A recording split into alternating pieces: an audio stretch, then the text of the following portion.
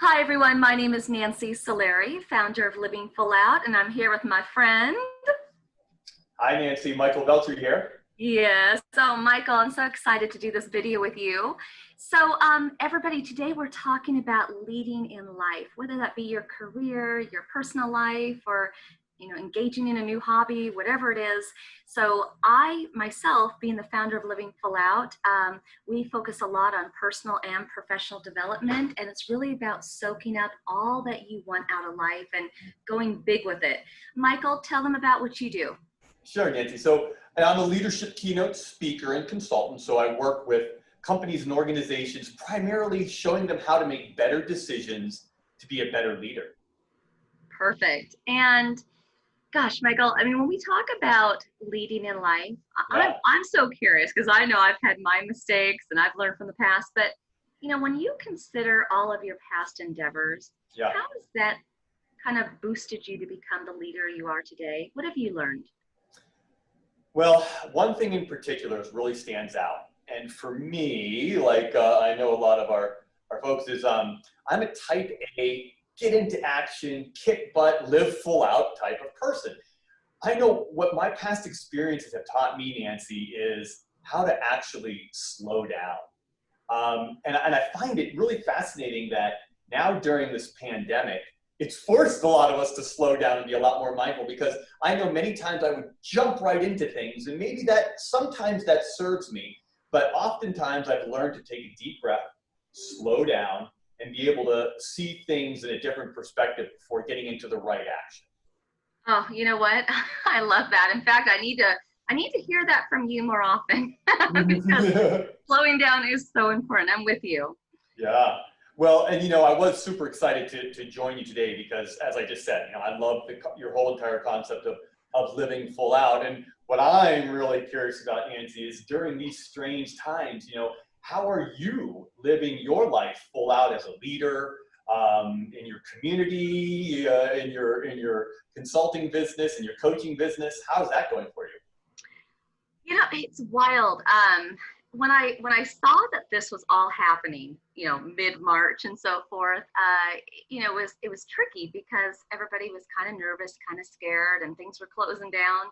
And Living Full Out, we really took that opportunity to forge ahead and kind of, polish up what we had kind of put aside and start some new endeavors. And I think also in my personal life, I've taken that on too. Now, not every room in my house is screaming that it's got the attention of others.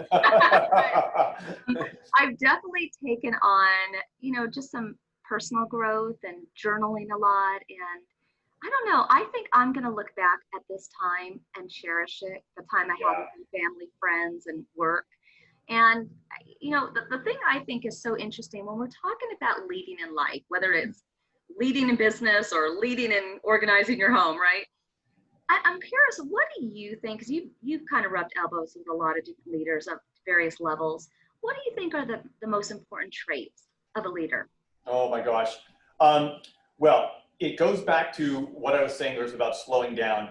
I know one of the best books I've read recently is by Susan Cain, and it's a book called Quiet: The Power of Introverts in a World That Can't Stop Talking. And so in that book, Nancy, I learned, because I am an extrovert, and extrovert has nothing to do with outgoing or quiet or shy. It has to do with how we rest and recharge and our thought processes. So I learned that in my business dealings and my personal dealings, dealing with many introverts, like one of the best things I can do as a leader is to listen.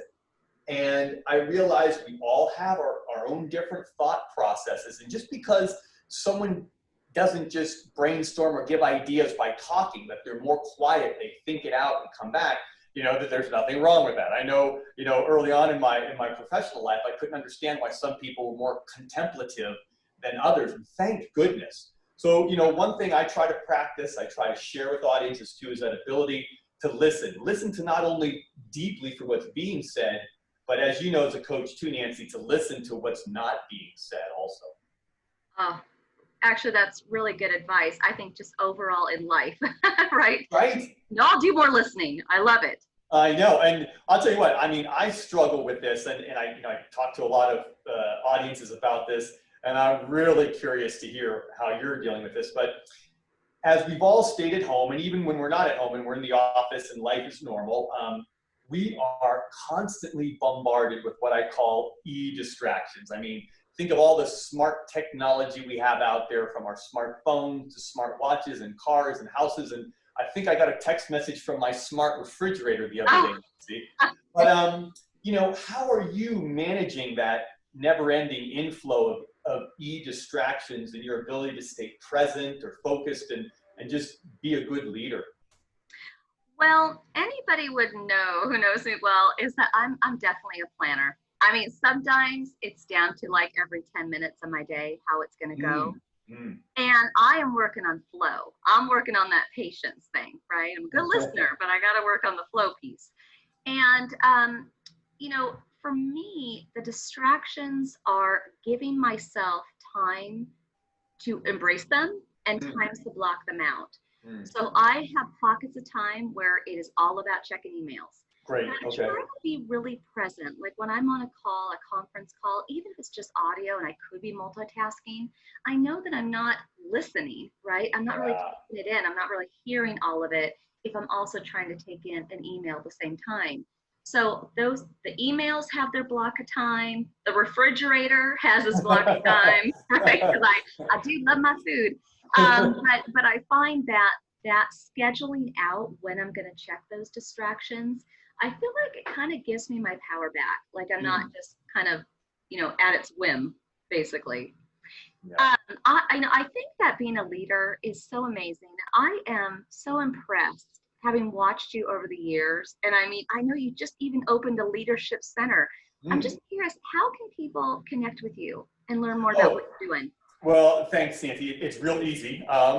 It's just my first and last name.com. So michaelveltri.com is the best way to take a look at my leadership material and to reach out anytime. You know, you and I have both bonded through our personal trials and tribulations. So I do want to give a shout out as a cancer survivor. You know, I am all about helping others no matter what they're struggling with. So michaelveltri.com is the easiest way to get a hold of me.